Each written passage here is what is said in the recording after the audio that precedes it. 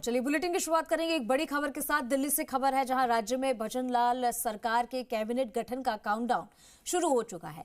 मंत्रिमंडल के final draft पर देर रात तक चला मंथन। बीजेपी प्रदेश अध्यक्ष सीपी जोशी मुख्यमंत्री के बीच में चर्चा हुई। मुख्यमंत्री भजनलाल शर्मा के दिल्ली दौरे का आज है दूसरा दिन। आज पीएम मोदी से मुलाकात करेंगे और मुख्यमंत्री और साथ ही राष्ट्रीय अध्यक्ष जेपी नड्डा, गृह मंत्री अमित शाह से भी मुलाकात होगी। आज लगेगी मंत्रिमंडल के चेहरों पर अंतिम मुहर। तो आज मंत्रिमंडल में कौन कौन से चेहरे शामिल हैं उस पर मुहर लग जाएगी। राज्य में भजनलाल सरकार के कैबिनेट गठन का काउंटडाउन अब शुरू हो चुका है। इसी को लेकर आज दिल्ली का दूसरा दौरा है। मंत्रिमंडल के फाइनल ड्राफ्ट पर देर रात तक मंथन चला था, जिसके बाद बीजेपी प्रदेश अध्यक्ष सीपी जोशी मुख्यमंत्री के बीच में चर्चा हुई और आज उसी को लेकर दिल्ली में दूसरा दिन है।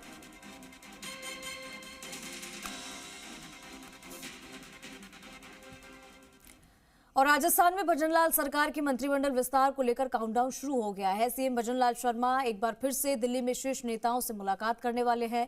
सीएम केंद्रीय नेताओं से मिलने दिल्ली पहुंचे और दिल्ली दौरे के पहले दिन सीएम जोधपुर हाउस में ठहरे हैं। कल देर शाम तक बीजेपी प्रदेश अध्यक्ष सीपी जोशी ने मुख्यमंत्री से मुलाकात की है। वहीं डिप्टी सीएम दिया कुमारी अपने साउथ एवेन्यू स्थित आवास पर पहुंचे। इधर deputy CM Premchand Bairwa guest house में हैं। आज सुबह तीनों मंत्रिमंडल विस्तार को लेकर पीएम मोदी से मुलाकात करने वाले हैं। साथ ही तीनों की राष्ट्रीय अध्यक्ष जेपी नड्डा और गृह मंत्री अमित शाह से भी मुलाकात प्रस्तावित है। और इस मुलाकात के बाद माना यह जा रहा है कि अगले 2 दिन में मंत्रिमंडल विस्तार की सूची को लेकर सामने आ सकती है। और इसका एक कारण यह भी माना जा रहा है कि 20 से 22 दिसंबर तक राज्यपाल कलराज मिश्र उदयपुर के दौरे पर हैं और ऐसे में राज्यपाल के उदयपुर से वापस लौटने के बाद ही मंत्रिमंडल विस्तार संभव है। ऐसे में माना यह भी जा रहा है कि अगले 2 दिन बाद भजनलाल शर्मा अपने मंत्रिमंडल विस्तार कर सकते हैं। वही पार्टी सूत्रों की माने तो ये मंत्रिमंडल पहली बार में संक्षिप्त होगा, जिसमें 10 कैबिनेट मंत्री और 5 राज्य मंत्री बनाए जा सकते हैं। और चलिए ज्यादा जानकारी ले लेते हैं। हमारे सहयोगी निजाम कंटालिया हमारे साथ फोन लाइन पर जुड़ चुके हैं। निजाम, 1 से 2 दिनों में यही जानकारी मिल रही है कि मंत्रिमंडल को लेकर जो कयासबाजी चल रही थी, इतने दिनों से इसे खींचा जा रहा था, इस पर मुहर लग जाएगी।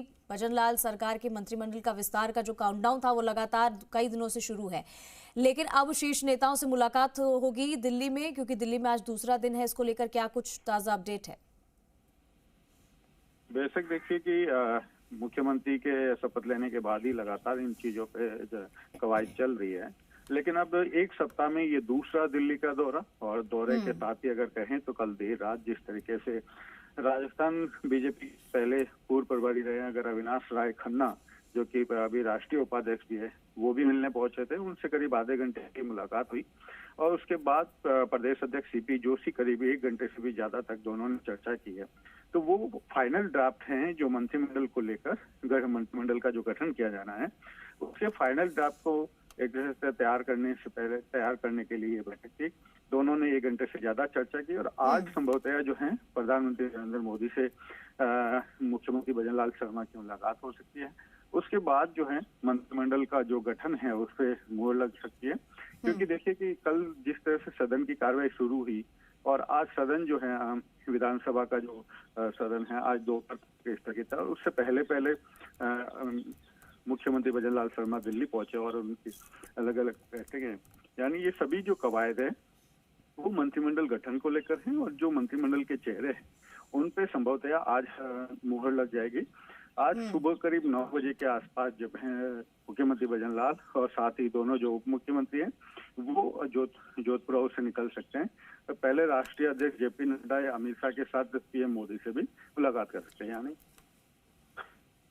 जो मंत्रिमंडल गठन को लेकर लगातार चर्चाएं वायदे वो अब अंतिम रूप पे आज जो है अंतिम मुहर लग सकती है और उसके बाद जो है मंत्रिमंडल के चेहरों के नाम जो है सामने आ सकते हैं। इसी में निजाम बिल्कुल पहली बार में संक्षिप्त ये किया जा रहा है मंत्रिमंडल को। इसमें 10 कैबिनेट मंत्री और 5 राज्य मंत्री बनाए जाने की भी जानकारी सामने आ रही है।